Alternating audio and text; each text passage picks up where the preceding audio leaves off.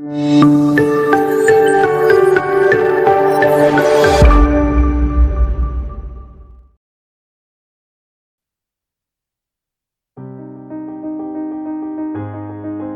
masa lalu yang jauh, terdapat seorang pemimpin yang berani dan berbakat bernama Muhammad Al-Fatih.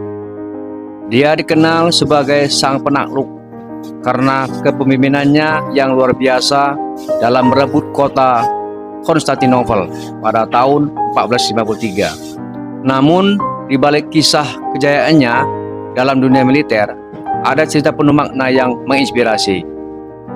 Muhammad Al-Fatih dilahirkan pada tahun 1432 di Konstantinopel. Dari sejak kecil, ia dikelilingi oleh atmosfer kekuatan dan ambisi. Ayahnya, Sultan Murad II, adalah seorang pemimpin besar, dan Muhammad Al-Fatih memiliki harapan besar untuk melanjutkan jejak ayahnya. Meskipun ia tumbuh dalam kemewahan istana, dia juga diajari tentang nilai-nilai keadilan, kebijaksanaan, dan keberanian. Sejak muda, Muhammad Al-Fatih menunjukkan kecerdasan dan kegigihannya dalam belajar. Ia belajar berbagai disiplin ilmu seperti sejarah, matematika, ilmu militer, dan bahasa-bahasa asing. Ia tumbuh menjadi seorang pemuda yang cerdas, bijaksana, dan visioner. Ketika ia menjadi sultan pada usia 21 tahun, dia memiliki misi besar dalam pikirannya, merebut kota Konstantinopel yang telah menjadi impian dan obsesinya. Namun, takdirnya tidaklah mudah. Dia menghadapi tantangan besar dari negara Eropa dan pasukan Kristen yang kuat.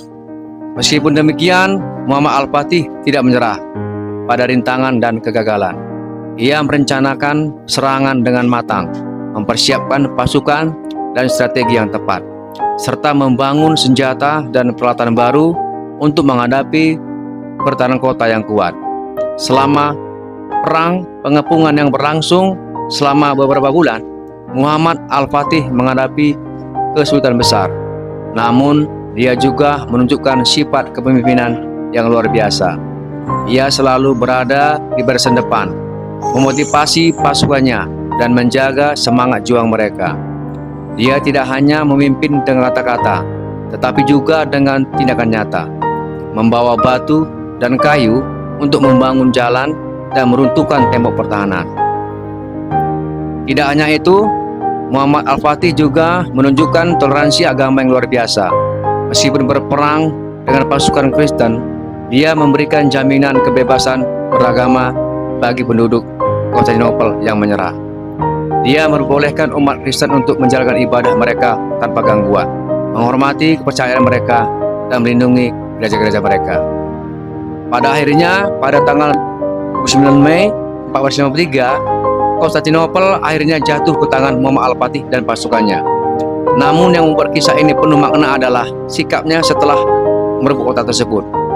Alih-alih menghancurkan atau menghina kota yang ditaklukkannya, dia memulihkan kota tersebut dan mengubahnya menjadi pusat kebudayaan dan ilmu pengetahuan yang berpengaruh. Ia membangun masjid, sekolah, dan perpustakaan, dan mendorong kegiatan intelektual di kota tersebut. Muhammad Al-Fatih adalah contoh nyata seorang pemimpin yang memiliki tekad kuat, kecerdasan, dan kepemimpinan yang luar biasa. Dia bukan hanya seorang penakluk, tetapi juga seorang pelayan bagi rakyatnya. Kisahnya mengajarkan kita tentang pentingnya belajar, berjuang untuk mimpi kita, memimpin dengan teladan, dan memperjuangkan keadilan dan toleransi agama.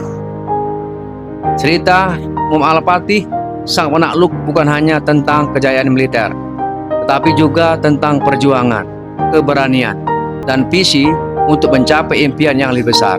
Ia adalah sosok yang membumi, bijaksana, dan penuh dengan semangat kebaikan. Kisahnya tetap hidup sebagai sumber inspirasi bagi kita semua untuk menghadapi tantangan dalam hidup dan menjadi pemimpin yang menginspirasi.